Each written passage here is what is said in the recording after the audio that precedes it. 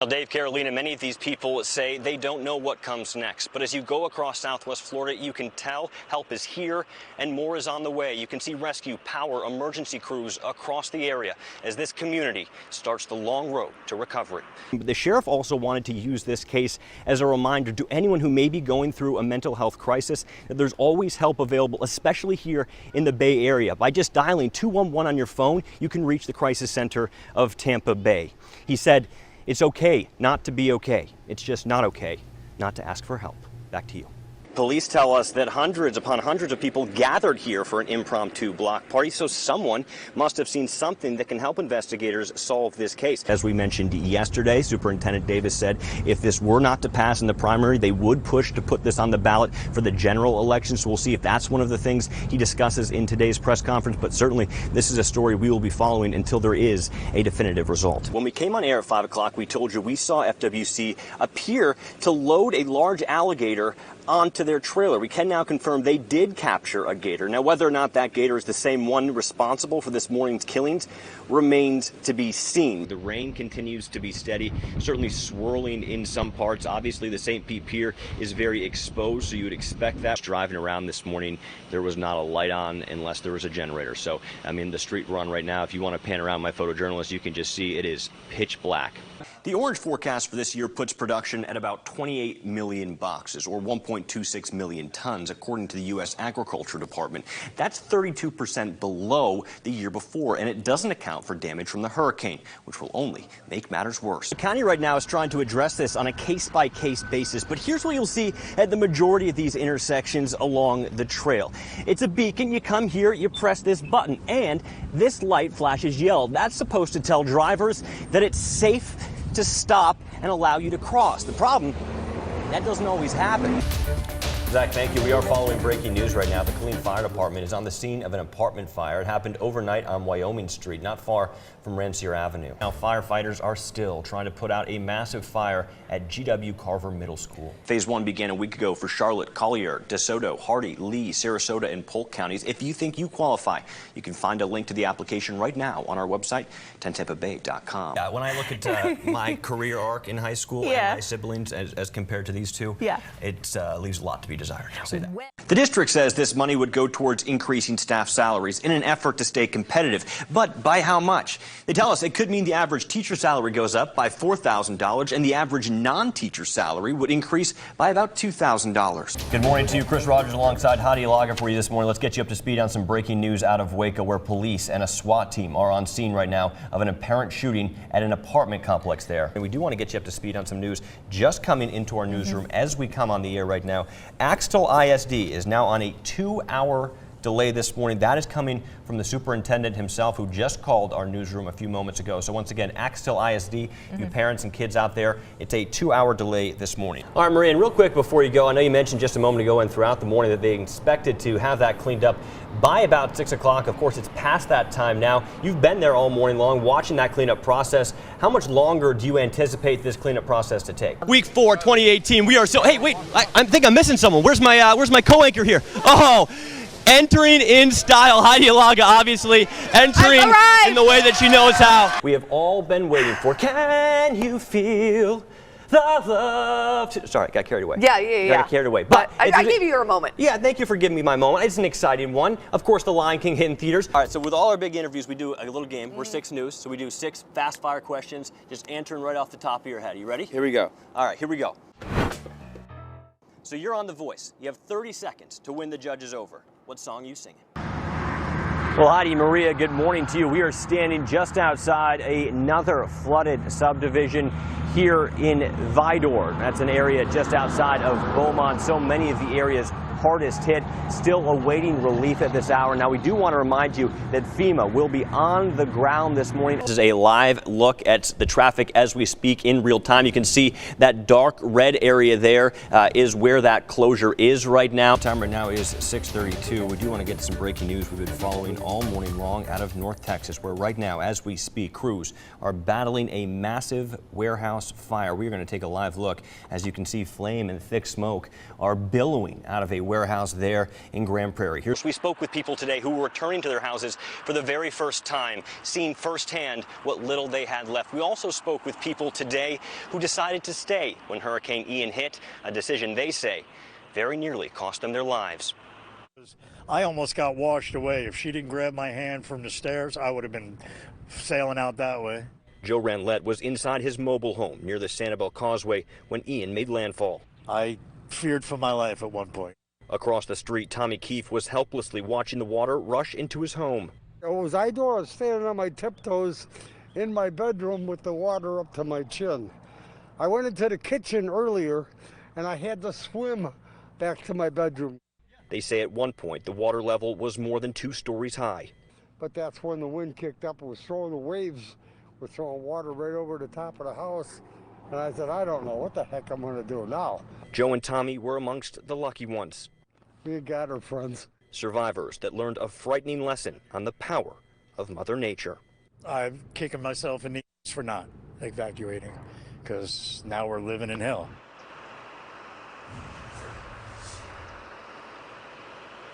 Now, Dave, Carolina, many of these people say they don't know what comes next. But as you go across Southwest Florida, you can tell help is here and more is on the way. You can see rescue, power, emergency crews across the area as this community starts the long road to recovery.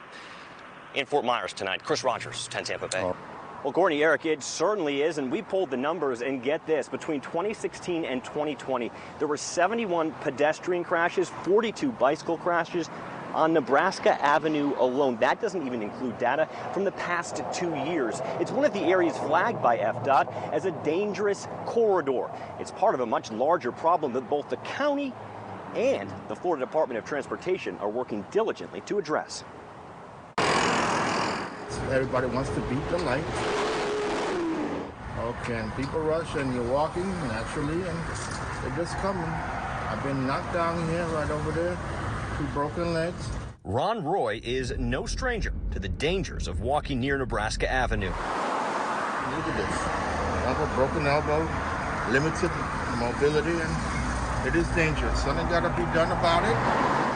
Fast-moving cars and heavy foot traffic has proven to be a deadly combination in certain parts of Hillsborough County.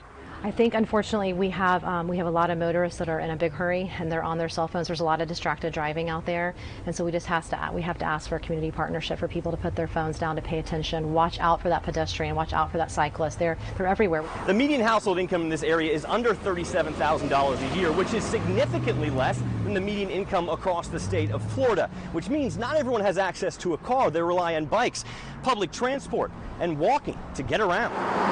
And the mindset, it really is shifting, and you see road diets where lanes are being narrowed, more bike lanes, even dedicated bikeways, pedestrian overpasses are being built.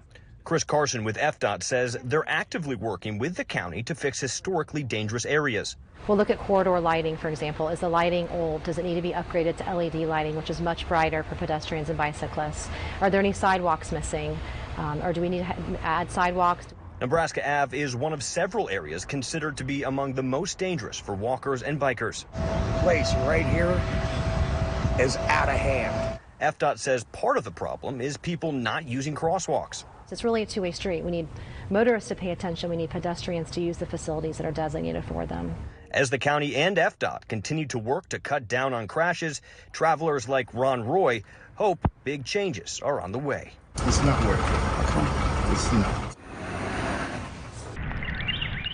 Very relieved, very, very relieved. Melanie Hood lives along the Alafaya River in Lithia. She's counting her blessings that her house didn't get damaged. Irma, a tree fell into our roof, and this time no trees fell on us or anything, so a lot better this time. But just down the road, her neighbors are still swamped. I think I'm the only one staying back here, though.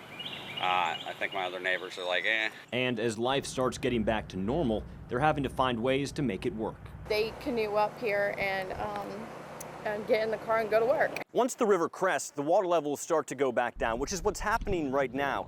But with standing water at several feet in plenty of the areas across here, it may take days for this neighborhood to dry up completely. Believe it or not, everybody that lives back here, we're all still blessed.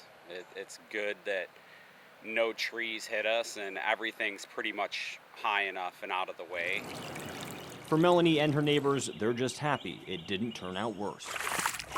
Joe next door, they were worried about losing everything in their house again because they had to evacuate last time, and they had all their belongings just ruined and on the side of the road for pickup. So he was really concerned about that happening again. Chris Rogers, 10 Tampa Bay. Well, Carolina, you said it. It seems like gas prices are rising every single day. Every time you pull in to fill up, it seems like that number gets higher and higher. Check out the price per gallon at this station behind me in Tampa, $4.75 a gallon. And get this, that's actually pretty close to what the statewide average here is in Florida. AAA now projecting that $5 a gallon mark is not a matter of if, it's a matter of when. So for people that want to stop driving and use other modes of transportation, what kind of options do they have? Well, it turns out quite a few. We're routing for bus 12. Meet Lionel Spooner. Oh, it tells you at the top there. Today is his first day taking the bus. It's cheaper. Like many Floridians, rising gas prices have him looking for other ways to get where he needs to go. It's more cheaper for me to ride the bus than it is to drive my own car. And he's not alone. Across the Bay Area, people are ditching their cars in droves. Well, we do know that transit ridership is up in both Hillsborough and Pinellas County over the last month, so that's good news. In addition, T-BARTA has a van pool program. We saw a record increase in the number of van pool participants in May. People aren't just turning to trains, buses, and ride shares to get around. In fact, the Tico line in downtown Tampa broke records for ridership this year. In fact, it's now the second busiest streetcar in the entire country. Only Kansas City has more passengers per year. But with major transportation issues in the past in the Bay Area, money remains a problem.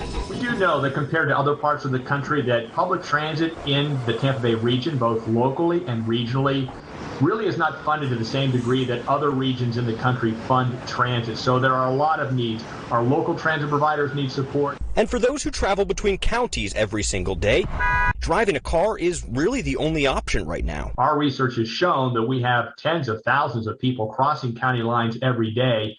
They don't have that current public transit to do so. As gas prices continue to make a dent in wallets across the state, people like Lionel Spooner are now trying to get more bang for their buck. If I put $4, say catch a bus for the all day, if I put $4 in my gas tank, it's on half a gallon of gas. What's that, enough for the lawnmower? So I use my car for emergency. I ride the city bus to get where I'm going.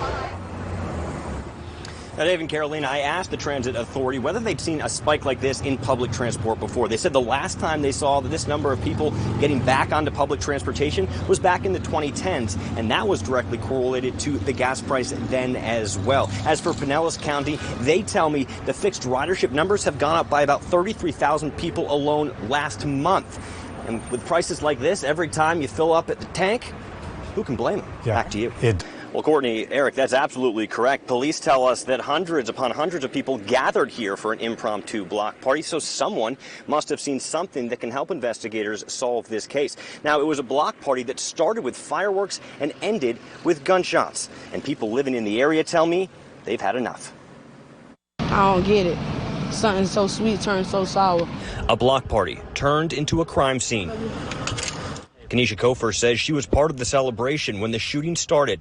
The victim was a man she describes as close as a brother. I'm watching them taking his last breath. They puffing him in and out.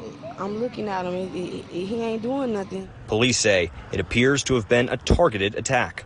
The indication is that it wasn't just a random thing. It's an area, they say, that's popular for get-togethers. There's gatherings in those areas, especially with regard to those vacant lots.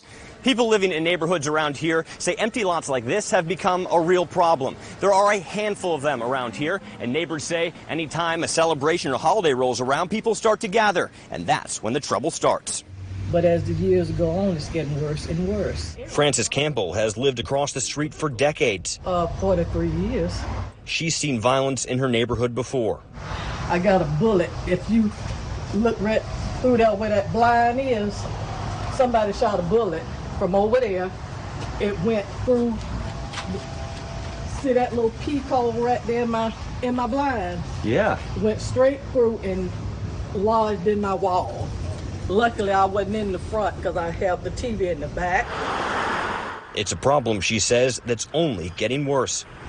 So we have this all the time on these holidays. But I've been here this long, so I can't move. A happy day ends in tragedy. It's kids out here. It's kids. People is innocent, man. This man had his kids out here. His kids. Come on, man. That ain't fair. Neighbors hoping for a change. So we just have to live like this and hope we don't get killed in our own house. And Courtney, Eric, as we speak, the mayor is being briefed on a conference call with the chief of police, determining whether or not these pop-up parties are a bigger issue the city needs to look into to crack down on dangerous situations. Our Angelina Salcido will be talking to the mayor after that conference call. We'll have more coming up tonight at 11. In Winter Haven tonight, Chris Rogers, 10 Tampa Bay. Thank you. Have a good one. Fruit isn't exactly what JJ's Market and Deli is known for, but owner Dave Borkin says they have seen a big price jump on their juice orders. We just continue to see a price increase, as with many things. But the citrus has been one, and, we've just sort of been eating it. Eventually, we've got to raise our price. The USDA estimates Florida will produce 44.75 million boxes of oranges, grapefruit, and other specialty crops by the end of the year. That's the lowest number in 80 years. It's frustrating as we continue to struggle with this battle against citrus greening. And of course, we've had weather events and other things that have created issues for us, particularly this season. But as production numbers go down, prices go up. Last year, the cost of orange juice rose by almost 14% from the year before. And with the citrus forecast projecting historic lows in 2022, the price of your morning routine might just get a lot more expensive. About 93% of the crop goes into juice processing. We've seen strong, stable demand for Florida orange juice, but we don't quite have the production that we had before. One of the main problems is citrus greening. A disease first spotted in Florida back in 1995 has now decimated a huge portion of citrus trees in the Sunshine State. We're having to constantly spoon feed the trees, always giving it something, because what citrus greening has done is it affects our roots. It keeps the nutrients from getting up into the tree, kind of like suffocating the tree. Right now, there's no known cure. The citrus industry is scrambling for solutions. Long term, the solution is going to be rootstocks or trees that are ultimately tolerant, resistant to citrus greening. And the breeders are working as hard and fast as they can at looking at a solution such as that to give us that tree of the future, if you will. A declining crop coupled with record inflation means business owners like Dave Borkin have to grit their teeth when they place that next OJ order. I'd say everything's up 10, 12%. Juice is up 15, 16%. What are you going to do? Now, Dave says they are trying to hold the line when it comes to their pricing for their customers, but eventually, when those margins shrink enough, the prices are going to have to go up. Now, recently, the state of Florida did appropriate $37 million to the citrus industry for research, for funding, to figure out a solution to that greening problem. But in the meantime, next time you have a cup of OJ, savor every last drop. It might be a little more expensive than you remember.